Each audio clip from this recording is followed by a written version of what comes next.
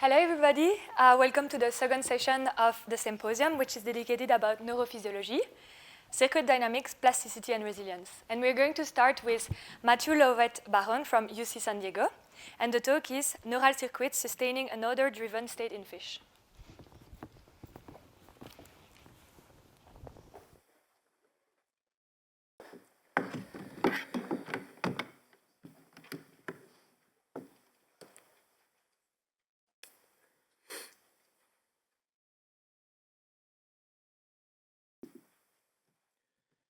Okay, great. Well, thank you for the introduction and for inviting me here. I apologize, I did change my title, I suppose, at the last second.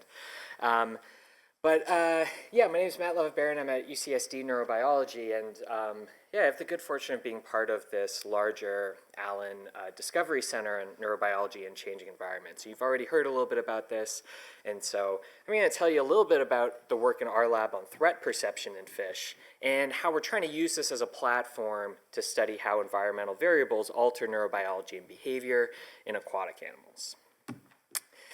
And so, as part of this Allen Discovery Center, my colleagues and I have begun to study how changes in ocean temperature, acidity, and oxygenation are impacting the brain and behavior of various marine animals. And despite the very different nervous system organizations and body plans of the four key animals we're studying, stickleback fish, the sea urchin, snail, and coral, we think they can all be vulnerable to environmental factors in perhaps similar ways, but sometimes in different ways as well. And you've already heard some of these details from Amro and Didi, and you're going to hear even more from Martine and Diana tomorrow. And so we are particularly focused on sensory transduction mechanisms as sites for potential vulnerability, both for the primary sensory neurons that are often directly contacting the environment, such as chemosensory cells, as well as the sensory cues that engage these sorts of cells and circuits. But as we've also heard today, especially from Eve's wonderful talk, is that animals can be robust to changes in their environments and that they experience fluctuations in these factors even over the course of just a few hours. And thus we're also really interested in understanding how the nervous system as a complete network can be resilient to such environmental factors. And as part of this group, I'm particularly interested in studying the behavior and brain of stickleback fish and how they respond to sensory cues that signal threats and the associated defensive behaviors in these animals, which is so essential to their survival in the wild. And so we're just at the beginning of this project and establishing new methods for neural activity recording and behaving stickleback. But for now, I'm going to tell you about some of my lab's work in freshwater fish on the neural mechanisms of threat detection and defensive behavior.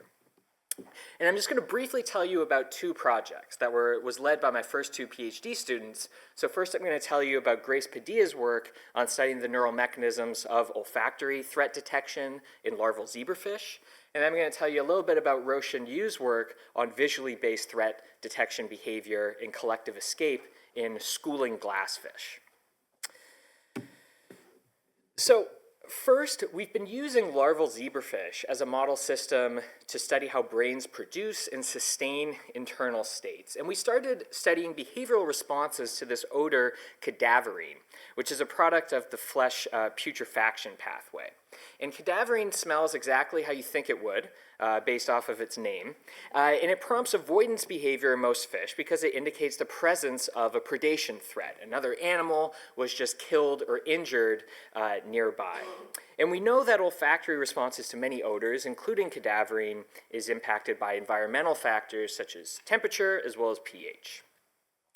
And so, broadly speaking, in these studies, what we do is we tether larval zebrafish in place to precisely monitor tail movement, eye movement, and even heart rate, as you can see here, while the animal is underneath a 2-photon microscope.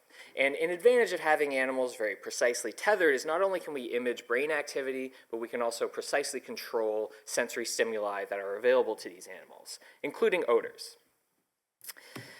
And so, using cadaverine, what we found is that very brief exposure to high concentrations of cadaverine evokes two long-lasting effects. So the first is this increase in heart rate that you see on the left here. This is seen in a concentration-dependent manner where lower concentrations of cadaverine only evoke a small spike, a brief spike in heart rate, but higher concentrations evoke this long-lasting increase in heart rate that goes on for 15 to 20 minutes after olfactory exposure. And what we also see is a suppression of spontaneous movement. You can see this on the right, where after delivery of this cadaverine odor, we see a decrease in spontaneous tail movements. And we see essentially the same results when we give another product of the flesh putrefaction pathway, putrescine, but we don't see these sorts of behaviors or heart rate increases for high salt, which also does cause avoidance behavior in fish. And so we think that if an animal is encountering salt, they're essentially out of danger when they can no longer sense it. But if it encounters cadaverine, it could still be in potential danger even after the sensation of this threat is gone. So we think this is perhaps analogous to what we might experience when we see, say, a snake while we're hiking. It's a brief sensory experience that evokes a long-lasting, perhaps fear-like state of elevated heart rate, anxiety, and enhanced vigilance. And so our question here is essentially, in this context, how does the brain transform this fleeting sensation of a threat into a long-lasting, fear-like state in behavior and physiology? And so to study this, we use the key advantage of the larval zebrafish prep, which is that we can perform whole brain cellular resolution imaging of these animals while they're head tethered and performing behaviors. And this is an animal that expresses a genetically encoded calcium indicator in all its neurons, and we record using 2-photon microscopy across multiple planes. This is just stacking all the planes on top of each other. And what we can do is we can register recordings from multiple fish onto a common brain atlas to then assign neurons that are recorded to specific brain regions. So this is showing some data across multiple fish, essentially coloring neurons by how strong the response of these cells are at these different time points after delivery of the odor. And I just want you to notice a few things, which is that first, when we deliver this low concentration of cadaverine, we see activity in the olfactory bulb in the front of the brain here, but it doesn't persist, nor does it go into other brain regions. Whereas when we look at this much higher concentration of cadaverine, not only do we see stronger activity in the primary sensory neurons in the olfactory epithelium and bulb, but we also see that this recruits neurons across the brain. And most prominently, it drives long-lasting, persistent activity in cells within this lateral brainstem cluster. And you can see these cells increase their activity after the brief odor, and these cells stay active for up to 20 minutes after this initial stimulus. And so what we notice is that in this particular part of the lateral brainstem, these cells are largely composed of inhibitory neurons. And so seeing this, we could hypothesize that inhibitory neurons could perhaps serve to suppress locomotion over an extended 20-minute or so period of time.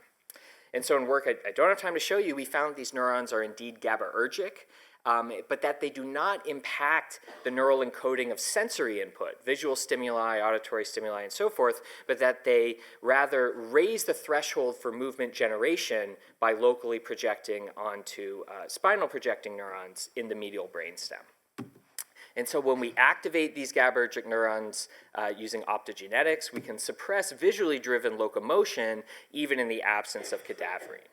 And so essentially what we think is happening here is that the brief olfactory detection of cadaverine is inducing a long-lasting suppression of movement by persistent activity in these brainstem GABAergic neurons. And we're currently investigating the cellular mechanisms of this persistent activity.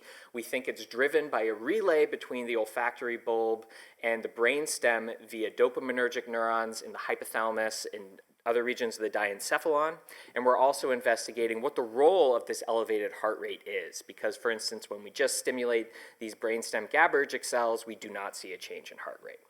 And so this is the sort of circuit motif we're planning to investigate in the context of acidity and warming-induced changes to olfaction, olfactory-mediated behavior, and odor-induced fear states in marine stickleback. So, olfaction is one means of detecting threats in the environment, but another mechanism is using vision. So animals, for instance, can detect approaching predators, such as with looming stimulus responses.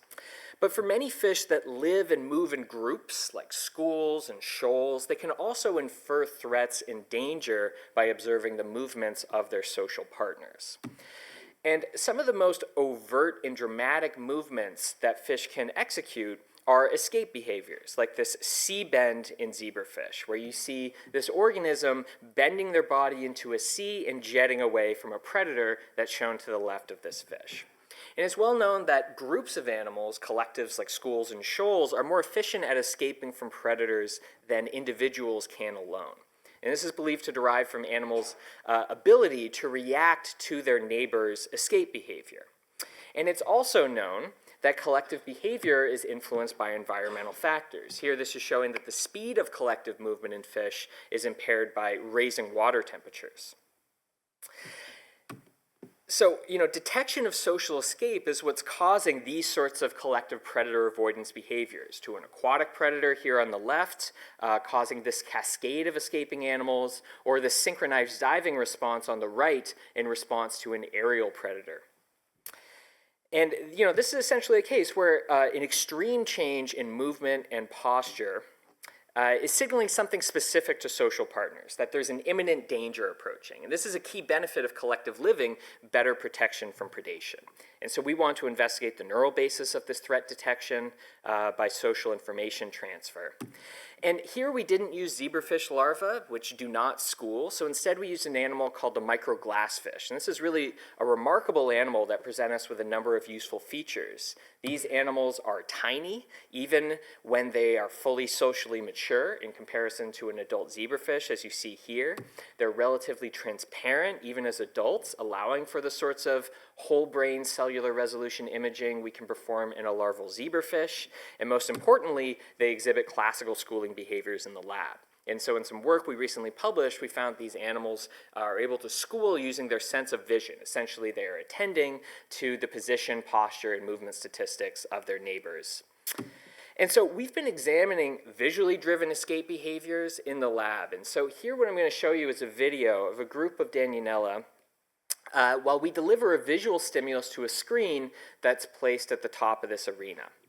And what I want you to attend to here is that the animals are performing an escape behavior that's somewhat staggered. So the purple fish is going to escape first. And essentially what we see is that the first fish to escape is that where the threat reaches a critical size on their retina, but that other fish will escape afterwards, even if this threat does not reach this critical size, or if they're not even facing the arena, or not even facing the threat at all. And so, what we think here is essentially single fish can escape from the threat of a predator through this looming avoidance response. But this can be a problem because the predator may already be too close, whereas social observers can escape at a greater effective distance by means of observing the escape behavior of their social partners. And so to see if the visual system of Danionella is responding to such stimuli, Roshan's been recording the escape behavior of fish groups and then playing this back in a virtual reality environment to fish that are tethered underneath the microscope during functional imaging. And she's using 2-photon imaging across mostly the midbrain of adult Danionella that are expressing a pan-neuronal calcium indicator, usually recording about 3,000 to 4,000 neurons at a time.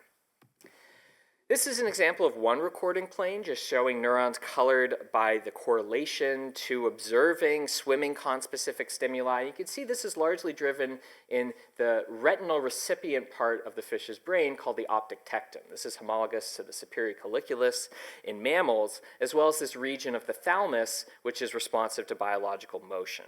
And here I'm just showing you a subset of neurons that have reliable stimulus-evoked response to the different stimuli we're showing them. We either show them a sphere that just moves back and forth, a sphere that approaches the animal, this is the looming stimulus, or we show them virtual simulations of fish that are normally swimming or executing an escape behavior. And what I want to show you here is that the loom is by far the most salient because this causes the animals to immediately escape.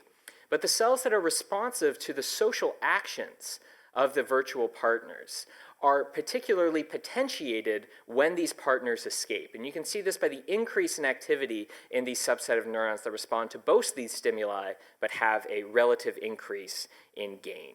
And so we think this is indicating the enhanced salience of observing the escape behavior of conspecifics because this signals a threat. So the question is this social observation of conspecific escape sufficient to cause escape on its own? And so to address this question, Jeff Meyerhoff, a postdoc in the lab who's here in the audience today, developed a closed-loop virtual reality environment populated by realistic Danionella and programmed them to escape when the real fish come in close proximity. And this is what it looks like. When the fish escape, our real fish quickly disengages. And Jeff found that this is scaled by the number of escaping fish. If we have 5 virtual partners and 1 escapes, it's not as salient as when all of them do. And so this is reflecting the idea that animals can transmit information about threats by attending to the actions of their conspecifics. And this is another key threat-related behavior that's potentially impacted by environmental variables that alter vision or social interaction in groups.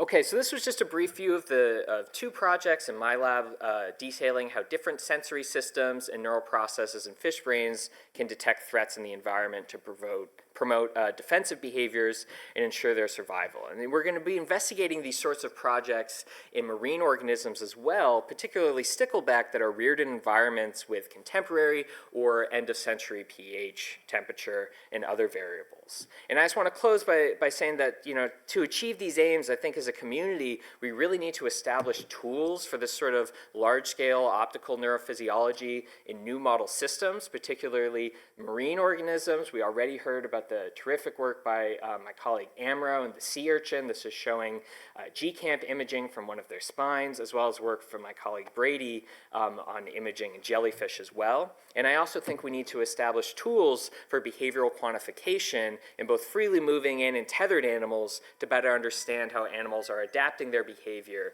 to changing climate conditions. And so with that, I just want to thank the folks in my lab, particularly Grace, who did the zebrafish work, Roshan, and Jeff, who did a lot of the work in the Danionella, and particularly my colleagues in the ADC NICE Center, and we're excited to share our work as we move forward with these projects.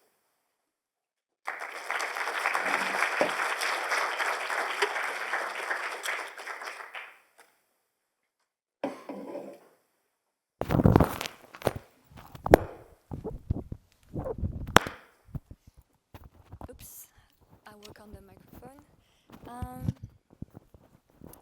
So do we have any question? Yeah? Thank you for your talk, Matt.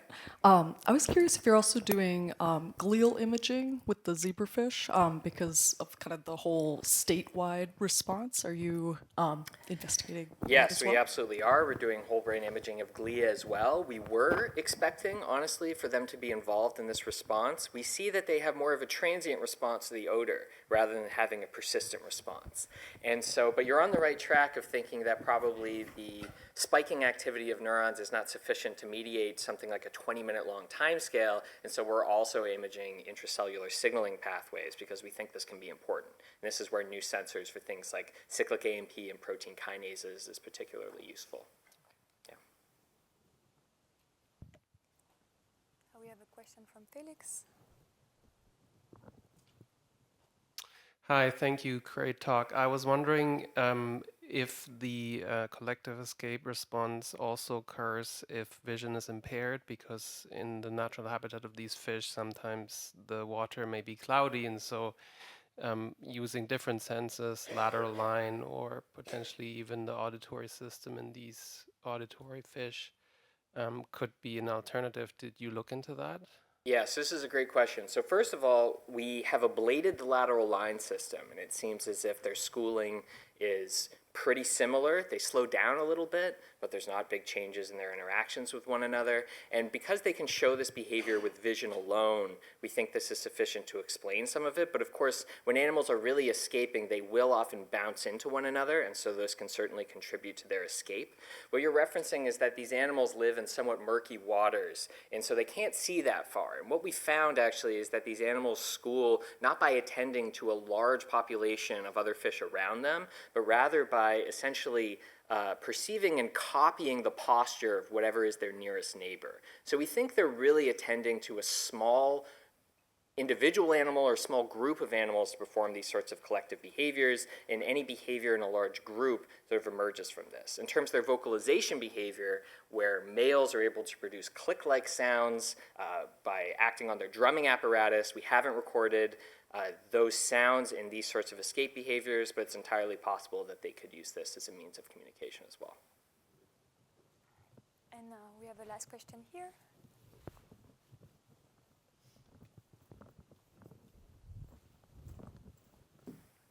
Do you see any directionality in the activity of your neurons? Because I would assume if it's a C-star type behavior that you see here, which probably it is, right?